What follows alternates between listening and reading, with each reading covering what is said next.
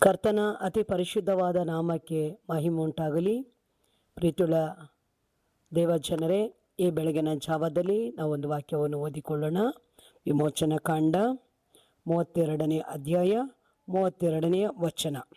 ಅವರ ಪಾಪವನ್ನು ಕ್ಷಮಿಸಬೇಕು, ಇಲ್ಲವಾದರೆ ನೀನು ಬರೆದಿರುವ ಜೀವಿತರ ಪಟ್ಟಿಯಿಂದ ನನ್ನ ಹೆಸರನ್ನು ಅಳಿಸಿಬಿಡಬೇಕೆಂದು ಕೇಳಿಕೊಳ್ಳುತ್ತೇನೆ ಎಂದು ಪ್ರಾರ್ಥಿಸಿದನು. ಹಲ್ಲೆಲೂಯ. ಪ್ರೀತಿಯ ದೇವಜನರೇ, ಈ ಅಧ್ಯಾಯದಲ್ಲಿ ನಾವು ಮೋಶೆ ಪ್ರವಾದಿಯನ್ನು ನಾವು ನೋಡ್ತಾ ಇದ್ದೀವಿ. ಮೋಶೆ ದೊಡ್ಡ ಪ್ರವಾದಿ, ದೇವರ ಭಕ್ತ, ದೇವರಲ್ಲಿ ನಂಬಿಗಸ್ತನಾಗಿದ್ದವನು ಮತ್ತು ಇಸ್ರಾಯೇಲ್ ಜನಗಳನ್ನು ಪರಮ ಕಾನನಿಗೆ ನಡೆಸಬೇಕಾಗಿರುವಂಥ ಒಬ್ಬ ನಾಯಕ. ಹಲ್ಲೆಲೂಯ. ನೋಡಿ, ಸುಮಾರು 35 ಲಕ್ಷಕ್ಕಿಂತ ಹೆಚ್ಚು ಇಸ್ರಾಯೇಲ್ ಜನಗಳು ಐಗುಪ್ತದಿಂದ ಏನು ಮಾಡ್ದ, ದೇವರ ಒಂದು ಬಲದಿಂದ, ದೇವರ ಒಂದು ಕೃಪೆಯಿಂದ ಇವ್ರನ್ನ ನಡೆಸ್ಕೊಂಡು ಬಂದ.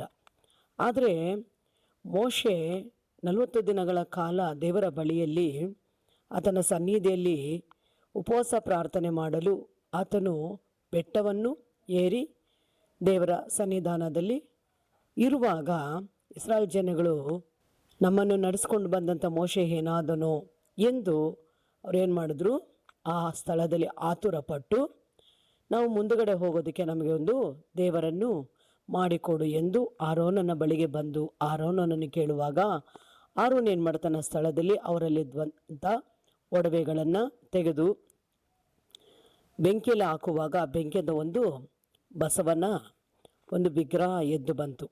ಅದನ್ನು ಈ ಜನಗಳೇನು ಮಾಡ್ತಾರೆ, ಇದೇ ನಮ್ಮ ದೇವರು ಎಂದು ಹೇಳಿ ಉತ್ಸಾಹವನ್ನು ಮಾಡುತ್ತಿರುವಾಗ ಮೋಶೆ ಬೆಟ್ಟವನ್ನು ಇಳಿದು ಬರುತ್ತಿರುವಂಥ ಸಮಯದಲ್ಲಿ ಈ ಒಂದು ಧ್ವನಿ ಅವರಿಗೆ ಕೇಳಿಸುತ್ತೆ. ಆಗ ದೇವರು ಹೇಳ್ತಾರೆ, ಮೋಶೆ, ಈ ಜನರು ನನ್ನ ಆಜ್ಞೆಗೆ ಬೊಗ್ಗದವರಾಗಿದ್ದಾರೆ, ನಾನು ಈ ಜನಗಳನ್ನು ಇಲ್ಲಿ ನಾನು ಭಸ್ಮ ಮಾಡಿಬಿಡ್ತೀನಿ ಅಂತ ದೇವರು ಭಯಂಕರವಾದ ಕೋಪದಿಂದ ಇಸ್ರಾಯೇಲ್ ಜನಗಳನ್ನು ನಾಶ ಮಾಡಬೇಕೆಂದು ಬರುವಾಗ ಮೋಶೆ ಏನು ಮಾಡ್ತಾನೆ, ದೇವರ ಒಂದು ಪಾದದಲ್ಲಿ ನಿಂತು ಆತ ಒಂದು ಪ್ರಾರ್ಥನೆ ಮಾಡ್ತಾನೆ.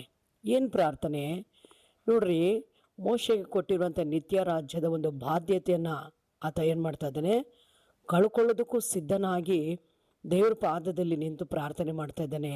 ನೀನು ಅವರ ಪಾಪವನ್ನು ಕ್ಷಮಿಸಬೇಕು, ಕ್ಷಮಿಸದೆ ಹೋದರೆ ನನ್ನ ಹೆಸರನ್ನು ಜೀವಿತರ ಪಟ್ಟಿಯಿಂದ ತೆಗೆದು ಬಿಡಂತ ಪ್ರಾರ್ಥನೆ ಮಾಡ್ತಾ ಇದ್ದಾನೆ. ಹಲ್ಲೆಲೂಯ. ದೇವರ ಮಕ್ಕಳೇ, ನಾವು ವಾಸ ಮಾಡುತ್ತಿರುವಂಥ ಈ ಭಾರತ ದೇಶದಲ್ಲಿ ಸುಮಾರು 148 ಕೋಟಿ ಜನರಿದ್ದಾರೆ. 7 ಲಕ್ಷಕ್ಕಿಂತ ಹೆಚ್ಚು ಗ್ರಾಮಗಳು ನಮ್ಮ ದೇಶದಲ್ಲಿದೆ. ಹಲ್ಲೆಲೂಯ. ಆದರೆ ಇವತ್ತು ನಮ್ಮ ದೇಶ ಏನಾಗಿದೆ, ಭಯಂಕರವಾದ ಪಾಪಗಳಿಂದ ತುಂಬಿದೆ ಮತ್ತು ಭಯಂಕರವಾದಂಥ ಮೂಢನಂಬಿಕೆ, ಮೂರ್ಖತನಗಳು, ಮೂಢಭಕ್ತಿಗಳಿಂದ ನಮ್ಮ ಭಾರತ ದೇಶ ಇವತ್ತು ತುಂಬಿಕೊಂಡಿದೆ. ನಮ್ಮ ದೇಶದಲ್ಲಿ ಮತಭೇದಗಳು ಉಂಟು. ನಮ್ಮ ಭಾರತ ದೇಶದಲ್ಲಿ ಭಯಂಕರವಾದಂಥ ಅನೇಕ ವಿಧವಾದಂಥ ದುರ್ಮಾರ್ಗಗಳು ಉಂಟು. ಇವತ್ತು ಈ ಜನ ಏನು ಮಾಡ್ತಾ ಇದ್ದಾರೆ, ನಿತ್ಯ ರಾಜ್ಯವನ್ನು ಹುಡುಕುತ್ತಾ ಓಡ್ತಾ ಇದ್ದಾರೆ.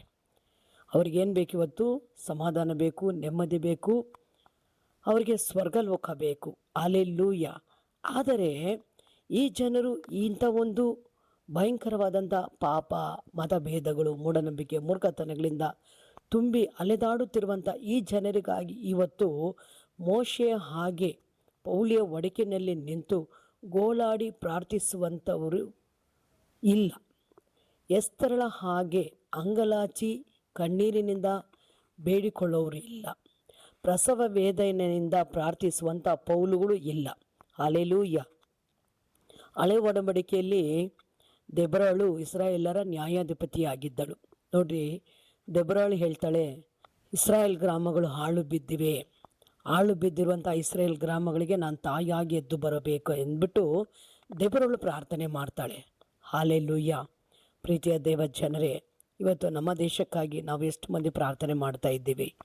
ಇವತ್ತು ದೇವರು ನಮ್ಮ ದೇಶದಲ್ಲಿ ಪ್ರಸಂಗಿಗಳನ್ನ ಹುಡುಕ್ತಾ ಇಲ್ಲ, ಬೋಧಕರನ್ನು ಹುಡುಕ್ತಾ ಇಲ್ಲ, ಪ್ರವಾದಿಗಳನ್ನು ಹುಡುಕ್ತಾ ಇಲ್ಲ. ದೇವರು ಹುಡುಕ್ತಾ ಇರೋದು ಯಾರನ್ನ, ಪೌಳಿಯ ಒಡಕಿನಲ್ಲಿ ನಿಂತು ಪ್ರಾರ್ಥನೆ ಮಾಡುವಂಥವ್ರನ್ನ ದೇವರು ಹುಡುಕ್ತಾ ಇದ್ದಾನೆ. ಕಣ್ಣೀರಿನಿಂದ ಪ್ರಾರ್ಥನೆ ಮಾಡೋರನ್ನ ದೇವರು ಹುಡುಕ್ತಾ ಇದ್ದಾನೆ. ಪ್ರೀತಿಯ ದೇವ ಜನರೇ, ಇವತ್ತು ನಾವು ನಮ್ಮ ದೇಶಕ್ಕಾಗಿ ಪ್ರಾರ್ಥನೆ ಮಾಡ್ತಾ ಇದ್ದೀವ?